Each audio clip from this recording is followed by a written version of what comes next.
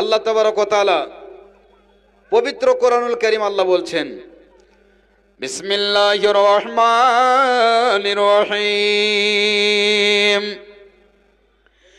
ইন্নামাল মুমিনুনা আল্লাযীনা ইযা যুকিরাল্লাহ ওয়াজিলাত কুলুবুহুম ওয়া ইযা তুলিয়াত আলাইহিম আয়াতুহু যাদাতুহুম ঈমানা ওয়া আলা রাব্বিহিম ইয়াতাওয়াক্কালুন।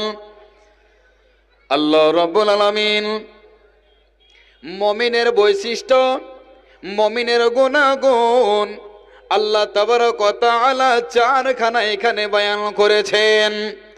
নাম্বার 1, আল্লাহ বলছেন যারা মুমিন হবে তাদের সামনে কোরআনের আয়াতগুলোকে তিলাওয়াত করতে গেলে, কোরআনের আয়াতগুলো যখন পরিবেশন করা হবে, যারা প্রকৃত আল্লাহর মুমিন বান্দা তাদের হৃদয়টা যেন থরথর করে কাঁপবে।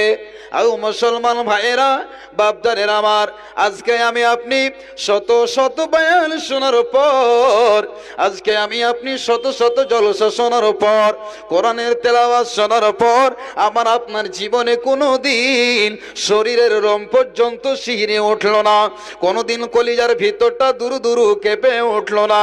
আপনি মেনে নেবেন, আপনি জেনে নেবেন, আপনার হৃদয়, আপনার হৃদয় অন্তরকাল, আপনার দিল এত শক্ত হয়েছে, এই জন্য আপনার অন্তর কোনোদিন আল্লাহর ভয়ে কোনোদিন কাঁপে না।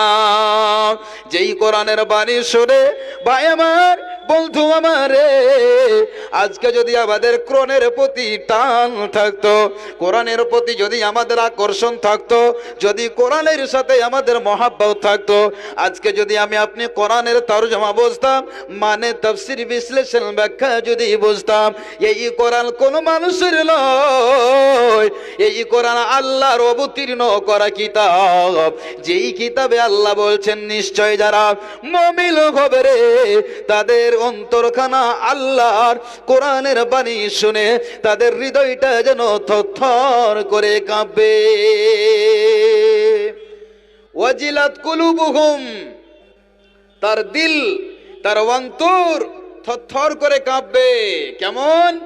ভাই আমার, বন্ধু আমার, হে আমার দিনের ভাইরা, যুবকেরা, তরুণের দল, শুনে নাও, কোরআনের ভিতরে আল্লাহ এমন একটা আকর্ষণ দিয়েছেন, এমন একটা পাওয়ার দিয়েছেন।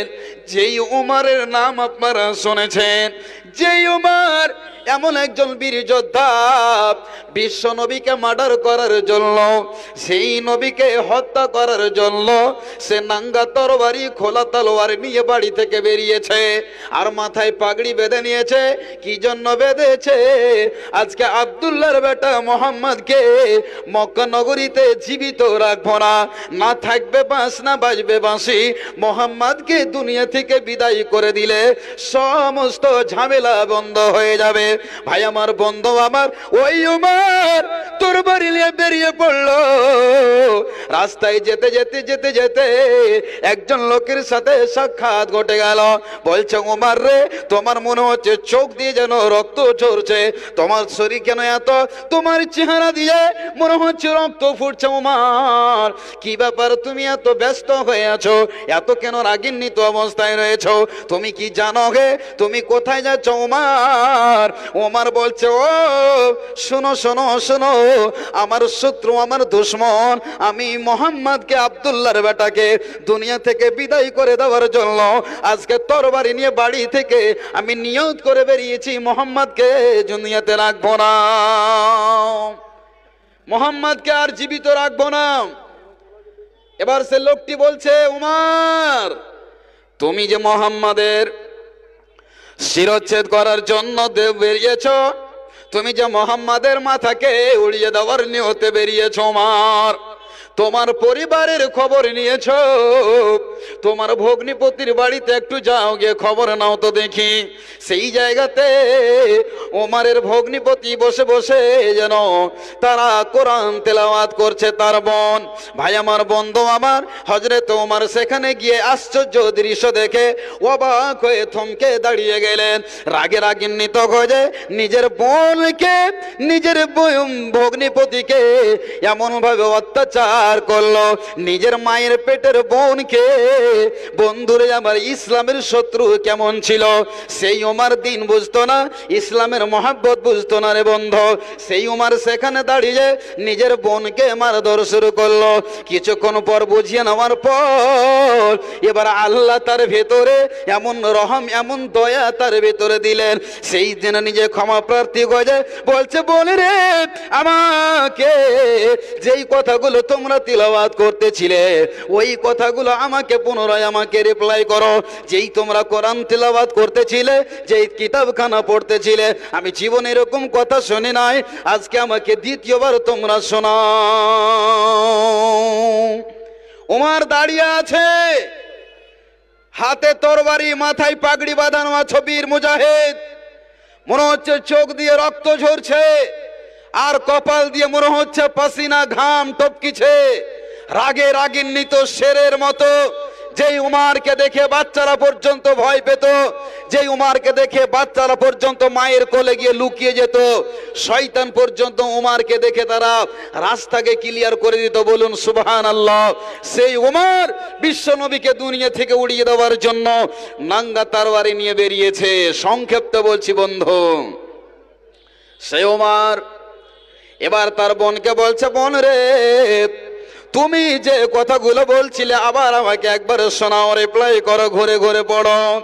এবার ওই বোন এবার কি করতেছে, কোরআন মাজিদ খানা খুলে তিলাওয়াত শুরু করে দিয়েছেন। যখনই কোরআন তিলাওয়াত শুরু করে দেওয়া, ওমরের যেন ঘড়ির কাঁটা এতক্ষণ পর্যন্ত উল্টা মনে ঘুরতেছিল, যখনই কোরআনের বয়ান শুনলেন তার যেন ঘড়ির কাঁটা সোজা মনে ঘুরতে শুরু হয়েছে। হায় আল্লাহ, আমি কি ভুল করলাম, আল্লাহ আমি কি অপরাধ করলাম রব্বুল আলামিন গো। এবার তার ভগ্নিপতি এবং বোনকে বলছে, হায় হায়, আমি যে ভুল করেছি, অন্যায় করেছি, আমি আর জীবনে ভুল করব না।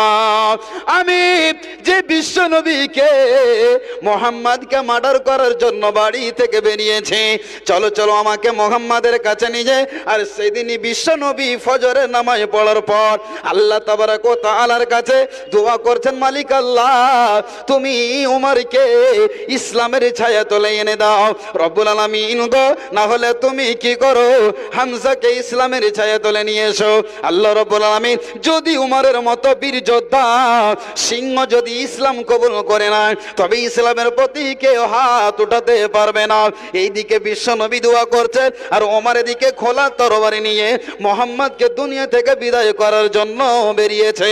ভাই আমার, বন্ধু আমার, তবে উমরের শক্তি বেশি হবে আর না বিশ্ব নবীর দুয়ার ক্ষমতা বেশি হবে?